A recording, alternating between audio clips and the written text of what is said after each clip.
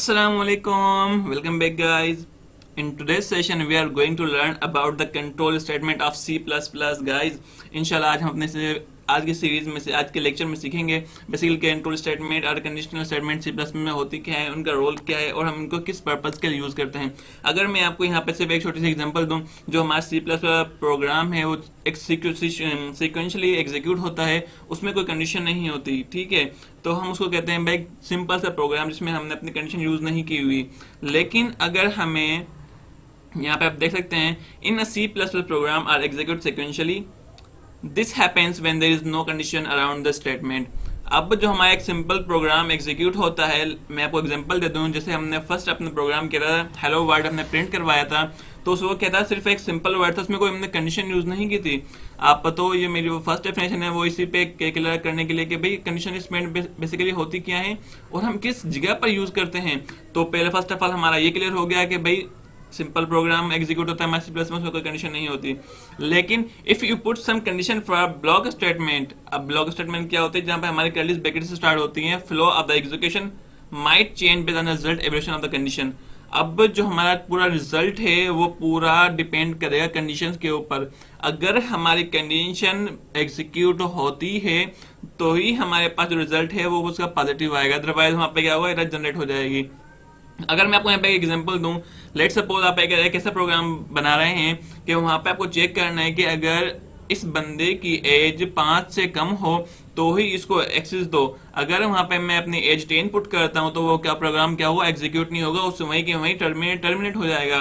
तो यहाँ पर क्या कह रहे हैं, कंडीशन फॉर ब्लॉक स्टेटमेंट, ठीक है, condition for a block statement that follow the execution of might change based on a result evaluation by the condition।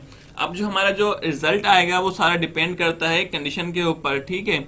उसके बाद this process is refers as decision making. अब यहाँ पर क्या होता है, हमारा जो प्रोग्राम है, जो सी प्लस प्लस लैंग्वेज है, खुद डिसीजन लेती है कि भाई अगर हमारा जो प्रोग्राम है वो इस कंडीशन पे सेटिस्फाई होता है, इट मींस कि जो हमने कंडीशन पुट की है उसको सेटिस्फाई करता है, तो हम उसको कहते हैं कि भाई हमारी कंट्रोल स्टेटमेंट है। और इसी प्रोसेस को हम कहते हैं डिसीजन मेकिंग।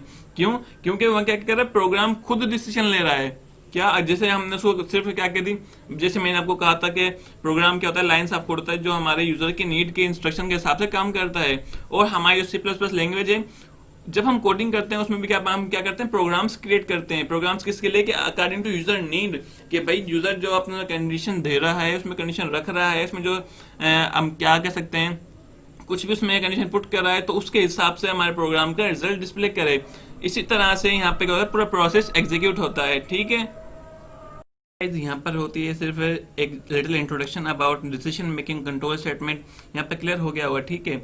अब यहाँ पर मैं आपको कंट्रोल स्टेटमेंट के कुछ डायग्राम दिखाता हूँ। बेसिकली कंट्रोल स्टेटमेंट हमारे कितने टाइप की होती है और हम कहाँ यूज करते हैं, किस पर्पज यूज करते हैं। कंट्रोल स्टेटमेंट में से अब दो ब्रांच ड्राइव की गई हैं, डिसीजन एंड लूपिंग, ठीक है। अब डिसीजन लेने के लिए हम क्या यूज करते हैं, कंडीशनल स्टेटमेंट, ठीक है, first of all conditional statement. उसके बाद अनकंडीशनल स्टेटमेंट। हमारे प्रोग्राम में कुछ कंडीशनल स्टेटमेंट होती हैं और कुछ अनकंडीशनल स्टेटमेंट होती हैं। इंशाल्लाह अपकमिंग वीडियोस में मैं इन सबके ऊपर एक पूरा अच्छा लेक्चर प्लस हमारे एग्जांपल के साथ होगा, ठीक है। अब कंडीशनल स्टेटमेंट में हमारे पास कौन कौन सी आती हैं, if, F else and switch. First of all हम इस पे काम करेंगे अपने अपकमिंग वीडियोस में। उसके बाद unconditional like break, go and continue, ठीक है। उसके बाद लूपिंग की बारी।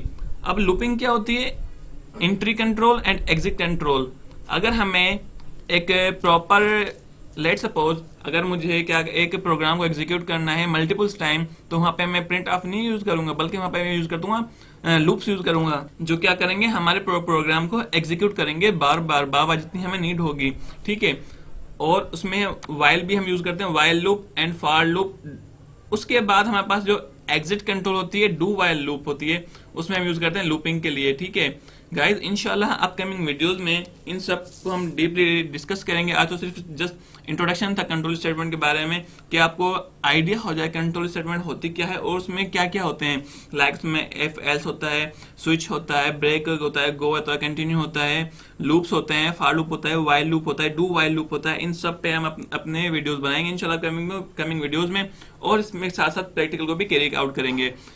Thank you so much for watching. इंशाल्लाह मिलते हैं नेक्स्ट वीडियो में। अल्लाह हाफिज़। गाइज अगर आप मेरे चैनल को फर्स्ट टाइम वॉच कर रहे हैं और मेरे चैनल पर न्यू कमर्स हैं तो प्लीज़ मेरे वीडियो को लाइक कीजिए, सब्सक्राइब कीजिए और शेयर करना ना भूलिएगा। Thank you so much for watching. अल्लाह हाफिज़।